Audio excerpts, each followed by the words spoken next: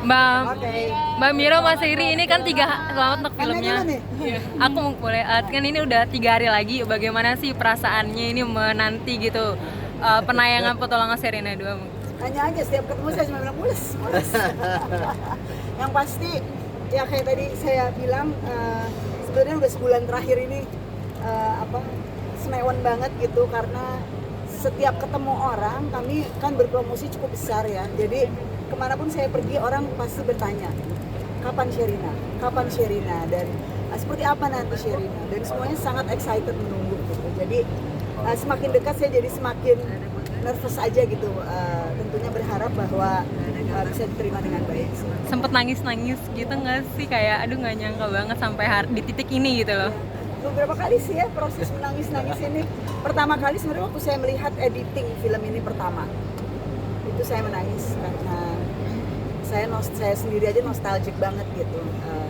Sebagai film pertama kami, Sherina itu film pertama Miles Films, dan tujuannya pada waktu itu adalah memang untuk mengajak, ingin membuat masyarakat Indonesia jatuh cinta kepada film Indonesia, dan kita bangga banget karena itu terjadi. Jadi sekarang ya mudah-mudahan ini bisa mengisi mungkin kekosongan atau sesuatu yang dirindukan oleh penonton Indonesia melalui film Petualangan Sherina. Untuk batas umurnya sendiri menonton Petualangan Sudah lulus Sherina? sensor semua umur. Semua umur. Tetapi tentunya saya selalu secara pribadi saya tentunya ingin mungkin nanti teman-teman media juga bisa menyampaikan. Secara pribadi menurut saya menonton film dengan anak-anak itu harus mengingat 2 hal. Satu, harus mendampingi. Jadi kalau para milenial punya anak, dia bernostalgia, dia lupa bahwa dia buah anaknya, itu hati-hati karena anak-anaknya harus ditemani menonton. Jadi mungkin nonton duluan aja ibunya, nanti nonton lagi dengan anaknya. Yang kedua, bawalah anak-anak yang memang sudah tahu cara menonton film di bioskop, karena seringkali kita mendengar gitu bahwa ada ketidaknyamanan jadinya kalau anak-anak kita belum terbiasa atau tidak diingatkan bagaimana caranya menonton di bioskop. Itu sih, tapi saya sangat excited banget bahwa keluarga akan datang karena tanggal 28 September adalah hari libur. Jadi mudah-mudahan keluarga akan kembali hadir di bioskop. Mbak Mira nanti mau diputar di berapa bioskop, Mbak? Pas nunggu Sherina Petualangan Sherina yang tayang di 28 September ini.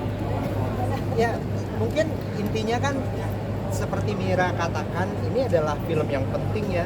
Kami memulai dengan film ini.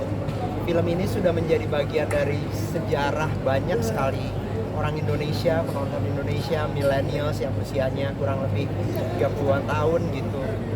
20 sekian sampai 30-an. Jadi kita merasa ini adalah satu hal yang sangat mungkin kayak taruhan yang cukup serius gitu buat kami. Miles sudah membuat kurang lebih 17 film sebelum ini dan berbagai macam genre gitu. Tapi biar bagaimanapun, mungkin kalau teman-teman melihat film ini, mungkin apa yang kami lakukan jangan-jangan kayak semacam persiapan untuk bisa sampai ke sini. Saya sih harapnya film ini bisa diterima sebagai salah satu karya kami yang paling baik. Dan itu yang bikin antisipasinya deg-degan karena saya pikir Mira bekerja luar biasa keras ya. Ini produksi yang kompleks gitu ya, lokasinya jauh, perjalanan dari kota Palangkaraya sampai ke tempat kita kejar-kejaran perahu itu naik mobilnya 7 jam. Kita masuk ke dalam dan mempersiapkan semua setup itu, technically, peralatan semua, melatih mereka supaya nyaman melewati itu, berkoordinasi untuk mengamankan orang hutan. Itu sebuah proses yang sangat kompleks gitu. Jadi kalau penerimaannya baik, tentu saja kami akan sangat berbahagia. Apa sih film pertama itu kan sempat ditayangkan di luar negeri gitu ya, untuk yang kedua ini ada karena mengingat mengenalkan alam Indonesia yang baik gitu. Semua film-film Miles apapun genre-nya pasti kami sertakan atau kami submit ya. Tapi kan kalau dalam festival itu nanti mereka yang memutuskan. Nah, untuk film seperti Petualangan Sherina itu nggak bisa tuh masuk ke festival yang biasa membuat film art misalnya. ada kategorinya. Nah, film petualangan Sherina ini biasanya masuk ke festival bergenre. Apakah itu genre musikal atau genre action petualangan, itu ada di beberapa tempat, dan mudah-mudahan mulai tahun depan kita bisa mulai festival genre ini yang semua kebanyakan adanya di mulai bulan Januari atas. Mbak Mira, ada Mas Riri mau nanya, apa sih harapannya buat para keluarga nih yang nonton petualangan Sherina kedua ini? Harapan kami ini bisa menjadi film yang hangat buat keluarga. Kalau mungkin selama ini mengajak anak-anak atau keluarga nonton bareng, udah lama mungkin nggak pakai film Indonesia, kebanyakan pakai film animasi dari luar atau film-film action dari luar. Kali ini bisa seperti pengalaman dulu teman-teman waktu masih kecil dibawa oleh orang tuanya menonton film petualangan Sherina, dan ini bisa menjadi momen lagi untuk millennials atau siapapun yang sudah punya keluarga, punya anak, untuk datang dan menonton film Indonesia dan bangga dengan film tersebut. Itu harapan kami.